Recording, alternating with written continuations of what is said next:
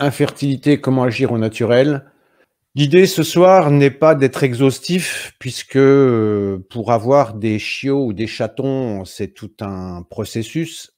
L'idée ce soir, c'était de vous informer autour de tout ce qui est problème hormonal puisque nous, c'est ce que nous rencontrons le plus souvent et c'est là où nous avons eu les meilleurs, je dirais les meilleurs retours puisque quand vous avez des éleveurs qui gagnent leur vie avec la reproduction, forcément, quand ça se passe pas bien ou quand ça se passe même pas du tout, c'est compliqué pour eux. Donc on en a quelques-uns qui ont sauté de joie quand ça faisait plusieurs années que leur chienne n'arrivait pas à avoir de chiots. Voilà. Pour nous, les problèmes de fertilité, c'est essentiellement autour des problèmes hormonaux. En ce qui concerne les chevaux, c'est pareil, c'est plutôt, ce type de problème, mais ça, on en reparlera après.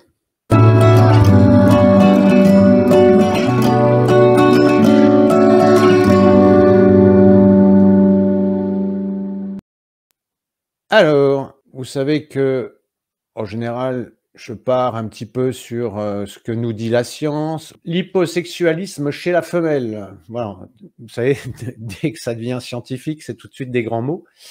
L'hyposexualisme de la femelle consiste en une absence ou une insuffisance des chaleurs. Donc, vous voyez, je vous donne ces informations, c'est pour que vous, d'entrée, vous commenciez à raisonner chinois.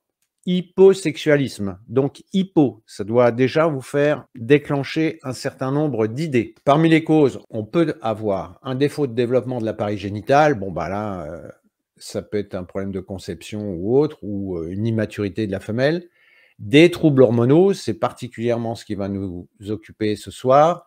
Une tumeur de l'hypophyse ou une tumeur de l'ovaire. Alors, j'ai mis entre parenthèses cause idiopathique, c'est toujours intéressant parce que ça, c'est ce que la science met quand elle veut montrer qu'elle ne sait pas.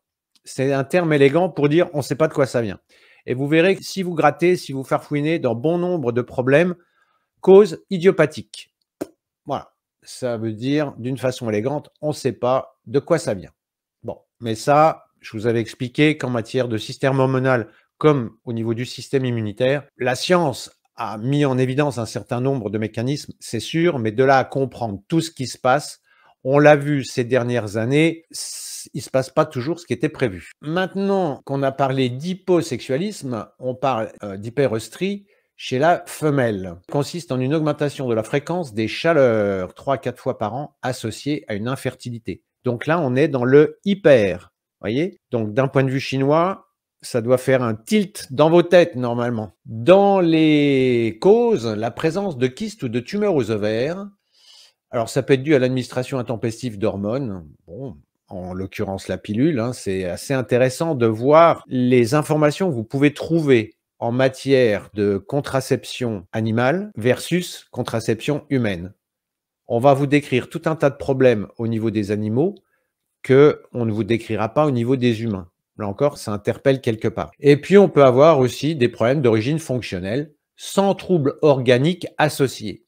Ben voilà. Donc là encore, on ne sait pas de quoi ça vient, mais ça ne marche pas. Donc là, c'est quand les chaleurs sont perturbées, que ça soit en trop ou en pas assez. Et puis, vous avez une troisième configuration, infertilité malgré des cycles sexuels normaux. La difficulté, voire l'impossibilité totale d'une insémination naturelle. Bon, là, chez Animota, on n'y peut pas grand-chose. L'avortement précoce ou la mortalité embryonnaire, ça, on a déjà rencontré ce type de problème. Les troubles du comportement. Vous voyez que là, pour moi, c'est un petit peu réducteur.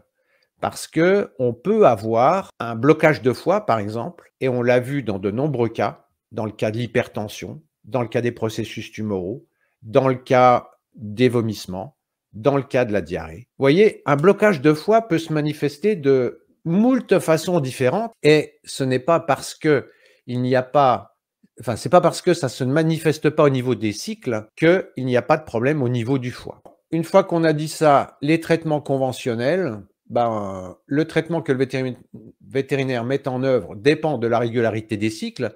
Donc, si les cycles sont anormaux, là, le traitement administré est hormonal et dépend de la durée du cycle. Donc, traitement hormonal, bon. Mais pendant combien de temps? Ça peut être à vie. Et puis, bon, bah, ça règle une partie du problème, mais on a vu que ça réglait pas tout. Les cycles sexuels de la chienne sont normaux, ou de la femelle sont normaux, le vétérinaire s'oriente vers une cause lésionnelle. Par exemple, une anomalie congénitale. Bah oui. Infectieuse ou comportementale. Bah oui. Mais là, dans ce cas-là, vous êtes typiquement dans la même configuration que toutes ces femmes qui n'arrivent pas à faire d'enfants et qui ont fait tous les examens de la Terre et tout est normal. Et là, on vous dit: «Ah ben non, mais c'est lésionnel ou c'est comportemental». Alors comportemental, ça peut aussi dire chez les humains un problème psychologique. Bon, là encore, vous voyez que la réponse est simple à un problème qui est plus complexe. Je ne vais pas dire compliqué, mais plus complexe ou plus profond. Et on va voir avec les explications que je vais vous donner, qui sont assez basiques et qui vont dans le sens de ce qu'on a évoqué la semaine dernière, vont vous éclairer sur un certain nombre de processus. Alors, l'approche de la médecine chinoise. Alors, pour les nouveaux, j'ai pour habitude, dans les 5 éléments, ici, que sont le bois, le feu, la terre, le métal et l'eau, qui sont associés chacun à un organe, de mettre en évidence l'organe qui est concerné ou les organes qui sont concernés dans le problème qu'on évoque. Donc ici, eh bien, vous avez maintenant l'habitude, puisqu'on l'a évoqué la semaine dernière, tout ce qui est problème gynéco est en relation avec l'élément bois et donc avec le foie. Donc quand je dis le foie, c'est pas le steak, c'est, je dirais, tout ce qui tourne autour de l'élément bois et par souci de simplification, on va dire. J'associe souvent le bois au foie. Des fois, je parle du bois, des fois, je parle du foie, mais il faut entendre bois, c'est-à-dire qu'il faut entendre une sphère d'influence.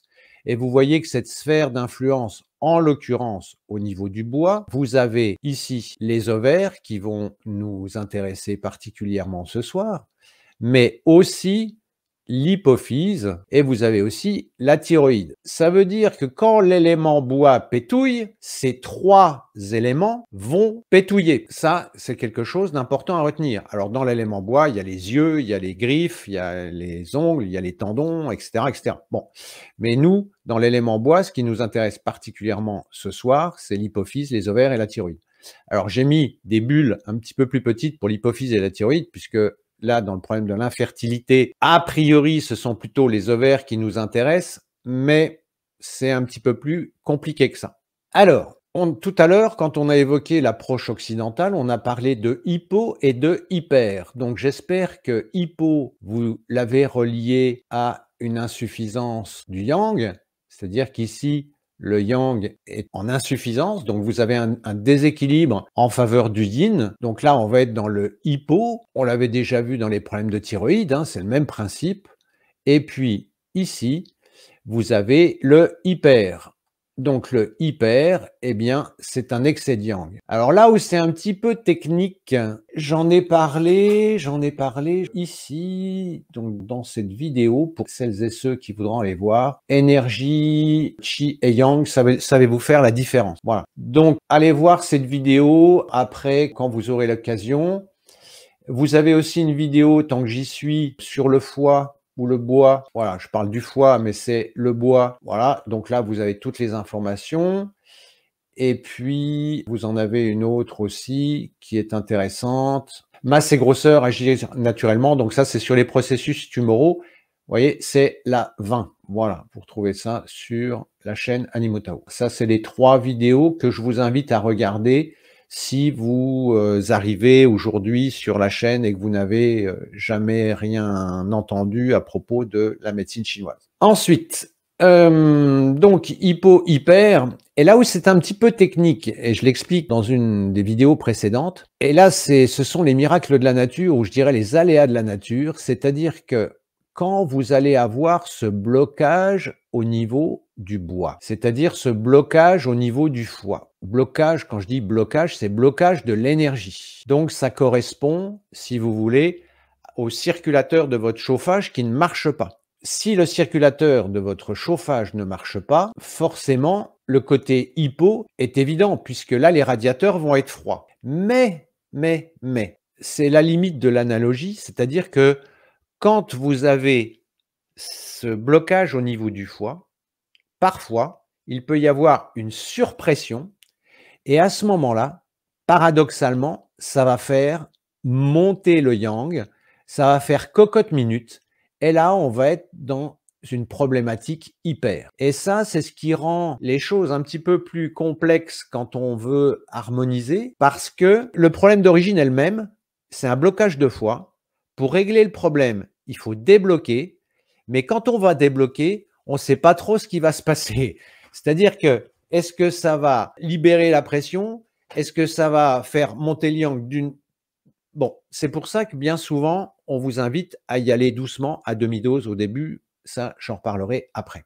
Donc, vous voyez, le paradoxe, c'est qu'un même syndrome, ici, blocage de foie, en chinois, ça s'appelle can, comme le foie, yu, eh bien, vous pouvez avoir une version hypo ou une version hyper. Et ça va dépendre, en fait, du terrain, ça va dépendre de la psychologie, ça va dépendre de la race, ça va dépendre d'un certain nombre de facteurs qu'on ne maîtrise pas, quoi. Voilà. Donc, c'est pas toujours évident de gérer le déblocage parce qu'on ne sait jamais comment ça va évoluer. Parce que quand on va débloquer, bon, bah, si on est en hypo, forcément, le yang va remonter. Donc là, on va aller dans un état d'équilibre. Donc, tout se passe bien. Mais si on est en hyper, dans un premier temps, on peut trouver un excès de yang encore. Vous voyez, ça peut faire monter le yang. C'est pour ça que parfois, il faut y aller doucement. Bon. Alors, une fois qu'on a dit ça, qu'on soit en hypo ou en hyper, de toute façon, dans les deux cas, vous avez un foie qui est bloqué, une énergie qui est bloquée. Eh bien ça va amener une stagnation d'énergie, c'est-à-dire que l'énergie ne circule pas. Si l'énergie ne circule pas, les ovaires ne font pas le job. Et si les ovaires ne font pas le job, eh bien, on peut être en situation d'infertilité. Et les ovaires qui ne fonctionnent pas bien, ça, d'un point de vue occidental, ça se verra pas puisque vous voyez que moi, ce que je suis en train d'évoquer, c'est au niveau énergétique. Donc, vous pouvez avoir tous les paramètres qui soient ouverts, mais dans la mesure où la médecine moderne ne prend pas en compte cette notion d'énergie, bah, elle s'en sort pas. Elle va vous dire, bah, problème idiomatique ou problème fonctionnel. Et puis, si vous êtes une femme, on va vous proposer une FIV, 2 FIV, 3 FIV, et puis de toute façon, tant que le foie est bloqué, ça ne marchera pas. Il faut relancer les ovaires, donc il faut débloquer l'énergie. Alors, qui dit stagnation, dit accumulation. C'est mon histoire de castor. Quand j'avais fait la vidéo sur les masses et tumeurs, le castor vient couper des arbres qui viennent entraver la circulation de l'eau sur la rivière. Et ensuite, vous avez tout un tas de déchets, de branchages et autres qui viennent s'accumuler. Et ces accumulations, bah, c'est la même chose au niveau du corps. C'est ce qui favorise la production de masse et en l'occurrence de kystes. Et là encore, c'est assez intéressant parce que en médecine moderne, on vous dit ce sont les kystes qui viennent perturber le fonctionnement de l'ovaire. Alors que d'un point de vue chinois, les kystes ne sont que la manifestation du blocage de foie. Voyez? Donc c'est intéressant de comparer les deux approches. Après, qui a raison, qui a tort, je vous laisse juger. Mais vous voyez que l'approche est différente. C'est qu'en médecine chinoise, le kyste, c'est une conséquence, c'est pas une cause. À tel point que quand on note les kystes, bah, ça résout rarement les problèmes. Bien entendu, qui dit stagnation, dit blocage, dit encombrement, donc ça provoque des douleurs, plus ou moins. Il peut ne pas y en avoir, hein, on n'est pas obligé de tout avoir. Hein. Il peut y avoir juste une stagnation, les ovaires qui ne fonctionnent pas, infertilité. Et puis, vous pouvez avoir stagnation et kyste sans qu'il y ait de douleur. Et puis, vous pouvez aussi avoir des douleurs sans qu'il y ait kyste. Enfin, tout est possible. Stagnation avec douleur, c'est, vous savez, ces jeunes femmes qui se tordent de douleur quand elles ont leurs règles. Ben, il n'y a pas forcément de kyste, il n'y a pas forcément de problème, c'est juste un blocage de foie. Vous voyez, c'est la période, adolescence, etc. Ça turbule pas mal dans la tête. Bon, sur un plan psychologique, il se passe plein de choses, sur un plan physique aussi, et en général, elles se tordent de douleur, elles ne peuvent pas aller en cours, etc. Moi, ça, j'en ai vu des kyrielles. Et pourquoi j'ai mis raider? Là, ça fait plus référence aux chevaux. Ça, on trouve ça beaucoup chez les chevaux. Combien de fois on me dit « Ah, mais ma jument fait de l'arthrose, elle est complètement raide au niveau de la zone lombaire, vraiment, ça va pas. » Et en fait, quand on remonte et quand on commence à questionner la propriétaire à propos des chaleurs, eh bien, on s'aperçoit que ça pétouille. Alors, les chaleurs, attention, il faut savoir si on les voit ou si on les voit pas. Si on les voit trop, c'est pas bien, mais si on les voit pas, c'est pas bien non plus. C'est comme pour les femmes. Si vous avez des cycles tous les 6 mois, c'est pas normal. OK? Bon, vous pouvez être tranquille, mais c'est pas normal. Ne pas avoir ces règles, c'est pathologique. Il faut s'inquiéter. De la même façon, des chaleurs qui passent inaperçues chez une jument ou chez une chienne, c'est pas normal. Et donc, quand on questionne la personne à propos des chaleurs, ah ben oui, effectivement, ça se passe pas bien, etc. Bah oui. Donc, à partir du moment où vous avez des douleurs ovariennes, bah forcément, un cheval qui est en douleur, ça va induire des raideurs et en particulier dans la partie inférieure, donc toute la zone gynéco et la zone lombaire. Donc là, j'ai mis cheval, j'aurais plutôt dû mettre jument, ça aurait été plus élégant. Enfin, plus approprié plutôt. Vous voyez, donc, quand vous avez une jument qui a des raideurs au niveau lombaire, qui ne donne pas le meilleur d'elle-même, je veux dire notamment à l'exercice, eh bien là, il faut vous interpeller sur les problèmes gynéco. Ça, c'était pour la partie foie. Et pour la partie rein, vous voyez, j'ai mis rein yin. Bah oui, parce que pour concevoir un enfant, un chiot, un chaton ou un poulain, eh bien, il faut de la matière. Et la matière, on vient la chercher dans le yin des reins. C'est pour ça que une grossesse, c'est fatigant et qu'il est important d'avoir le yin à son maximum avant de faire procréer un animal ou un humain. En termes d'équilibre yin-yang, bah on est plutôt sur une déficience de yin. Et donc, si vous êtes dans cette configuration-là, vous augmentez les chances d'aboutir à de l'infertilité. Donc, pour avoir, je veux dire, des bébés, il est nécessaire que ça se passe bien au niveau du foie et que les réserves en yin soient optimales. Et l'autre jour, j'ai eu une cliente qui me dit « Ma jument a Lyme et j'ai envie de la faire pouliner. » Waouh! Je dis « Mais faire pouliner une jument qui a Lyme, c'est absolument pas raisonnable parce que si elle a la maladie de Lyme, ça veut dire qu'on n'est pas dans cette configuration, on est dans une configuration qui est encore pire. Donc ça veut dire que là, pour moi, je dis « Mais c'est pas du tout raisonnable. » Alors en plus, c'était une insémination artificielle, donc il faut payer et ça coûte de l'argent. Et elle allait faire donc inséminer sa jument, alors que pour moi, il y avait de fortes chances pour que ça ne puisse pas marcher, voire que ça puisse marcher, mais que ça ne puisse pas aller jusqu'au terme, parce que justement, la jument n'aurait pas eu assez de briques pour construire le poulain. Vous voyez, donc, quand vous voulez faire procréer, assurez-vous que le yin soit au top. Alors ça, c'est vrai pour la jument, mais c'est vrai aussi pour le mâle, hein. Ça, on en reparlerait peut-être une autre fois. Là, pour le moment, j'évoque que les problèmes de la jument, de la femelle, puisqu'on sait bien que les problèmes viennent des filles. C'est pas vous qui allez me contredire. Donc, une fois qu'on a dit ça, si on veut faire procréer son animal, il faut que le yin soit au top, ce qui veut donc dire aussi qu'il y a un âge minimum. C'est-à-dire qu'il ne faut pas faire procréer trop tôt, parce que le yin, c'est un peu au niveau du corps comme quelque chose qui doit se manifester. Il doit passer du non manifesté au manifesté et ben, il faut attendre la maturité. Alors, ça peut dépendre des races, ça peut dépendre des espèces, effectivement, à vous de voir, mais il est, à mon avis, tout à fait malvenu de faire procréer trop tôt. Donc, attendre que tout soit bien installé, tout soit bien en place, que vous ayez une belle femelle qui soit au top, et puis à ce moment-là, on peut agir. Voilà, j'ai vu quelques questions passer avant que je vous parle des produits. Alors, nous n'aurons pas les mêmes symptômes si le yang du foie est en excès comparativement à l'insuffisance. Oui, c'est vrai, bonne remarque. Mais effectivement, si on a du hyper, on va retrouver un petit peu les symptômes qu'on avait dans l'hyperthyroïdie. Et si on est dans l'hypo, on va retrouver les symptômes qu'on a dans l'hypothyroïdie. Donc, quand on va être plutôt dans l'hypo, effectivement, la remarque d'Isabelle est pertinente. Si on est dans l'hypo, on aura plutôt un animal placide qui ne sera pas forcément enthousiaste. J'en ai eu un aujourd'hui, c'était un chihuahua, je crois, qui était en hypo et qui ne supportait pas la pluie. Dès qu'il pleuvait, il ne voulait pas sortir. Vous voyez? Enfin, je ne sais plus si c'était un mâle ou une femelle. Donc voilà, typiquement, mauvaise résistance au froid. Si on est dans l'hyper, on aura un animal qui sera plus svelte, voire maigre, qui sera beaucoup plus exubérant, beaucoup plus yang, beaucoup plus actif, oui.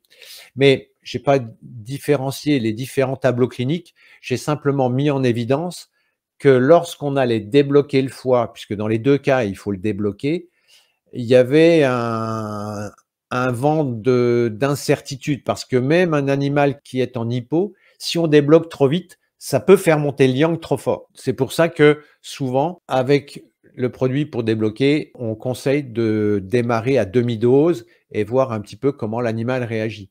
Parce que parfois en hyper, le cheval a envie de grimper ou la jument a envie de grimper aux arbres et c'est pas forcément ce qu'on recherche, quoi. Quid de la mise à la repro d'une jument âgée comparativement à une trop jeune? Ben pareil, une jument âgée, oui, à condition qu'elle ait un yin qui soit au top. Si elle n'a pas un yin qui est au top, pour moi, bah, c'est pas raisonnable parce qu'elle ne pourra pas construire le poulain d'une façon optimale. Elle va encore plus pomper sur ses réserves et vous allez raccourcir son espérance de vie, inévitablement. Et un yin qui est déficient, on l'a vu à travers différentes vidéos, ça peut donner de l'insuffisance cardiaque, ça peut donner de l'insuffisance rénale, ça peut donner des Cushing, ça peut donner tout un tas de problèmes. Hein, foie bloqué avec rein faible, on est sur du Cushing. Donc, faire pouliner une jument trop âgée, c'est pas raisonnable. Alors, on le sait chez les humains. Et ce qu'on a découvert maintenant, c'est que même un père âgé, ça peut poser des problèmes. Donc, il faut respecter les lois de la nature, quoi. Sinon, on a des problèmes. Alors après, vous avez des gens qui font du commerce avec les animaux et puis voilà, ça reproduit. L'objectif, c'est que ça reproduise. Bon, ok, mais là, on est hors cadre, quoi. Nous, on essaie de prendre soin des animaux, on aime nos animaux, on a envie de les emmener le plus loin possible.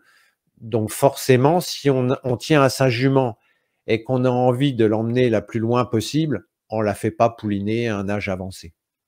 Voilà. Maintenant, au niveau des solutions animaux Tao, bon, au niveau ici du yin des reins, donc pour nourrir le yin, on met du Tao yin. Jusque-là, tout va bien. On a fait simple. Si vous êtes sur une poulinière ou une femelle que vous envisagez d'emmener à la reproduction, vous pouvez aussi mettre du Tao Yang pendant la gestation ou avant la gestation. Jusque-là, on est d'accord. Là, c'est facile. Au niveau du bois, alors pour débloquer en cani, il nous faut du Tao Gan. Et en équi, il nous faut du Tao Zen. On avait mis Tao Zen en cani, mais les gens voyaient Tao Zen, se disent « Ah, bah, c'est pour zénifier mon chien. » Ben non, non, non. Donc, on a changé le nom. Et donc, en équi, c'est du Tao Zen. On aurait pu changer le Tao Zen, mais on avait déjà le Tao Gan pour les mamelles. Bon, ouais, c'est compliqué. Donc, Cani Tao Gan pour débloquer le foie chez les chiens, Eki Tao Zen pour débloquer le foie chez les juments. On est d'accord. Maintenant, ça, si on est sur un cas d'hypo, on est d'accord. Si on est dans un cas d'hyper, à ce moment-là, il peut être nécessaire d'ajouter du Tao Hot. Alors ça dépend, ça c'est à voir avec nous, on est là pour ça, pour contrôler cette montée du yang du foie. Voilà, donc on peut être amené à tempérer ce yang du foie avec du Tao Hot. Pas forcément tout le temps, hein, mais ça peut être simplement au début.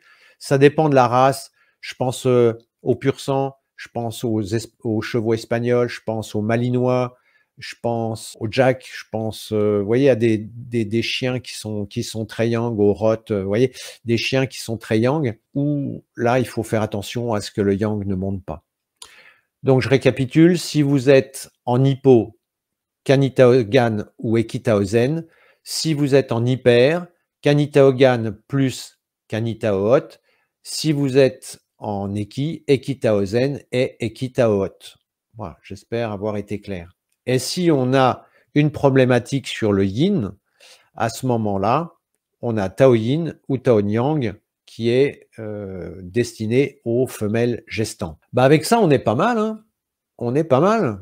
Le recul qu'on a est plutôt bon parce que bien souvent, avec les éleveurs, on a le retour, assez vite et on a vraiment eu dans nos clients des éleveurs qui miséraient et qui galéraient et qui s'en sortaient pas. Ça, Christine pourrait en parler mieux que moi puisque la dernière qu'on avait eue, c'est Christine qui a géré le cas et au niveau, équin, ben là c'est aussi, un problème et financier aussi parce qu'une insémination, ça coûte des sous et puis en général, pour des raisons pratiques, il faut plutôt faire ça au printemps sur telle fenêtre. Enfin, c'est assez technique, il faut pas se rater.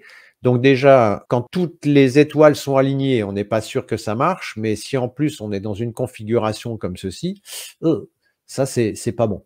Alors, soit on diagnostique l'infertilité a posteriori, c'est-à-dire j'essaie de faire pouliner ma jument, ça marche pas. Ah, ben, il y a un problème de fertilité, j'essaie une deuxième fois, une troisième fois, ça marche pas. Bon, bah, là, on est sur un problème d'infertilité. Soit on se dit, ah, on connaît les symptômes et les signes de foie bloqué. Est-ce qu'il y a des problèmes au sabot? Est-ce qu'il y a des problèmes aux yeux? Est-ce qu'il y a un comportement un peu bizarre, hein? Foie bloqué, ça donne quand même une difficulté d'adaptation, ça redonne une certaine rigidité d'esprit. Est-ce qu'il y a des problèmes de ce type?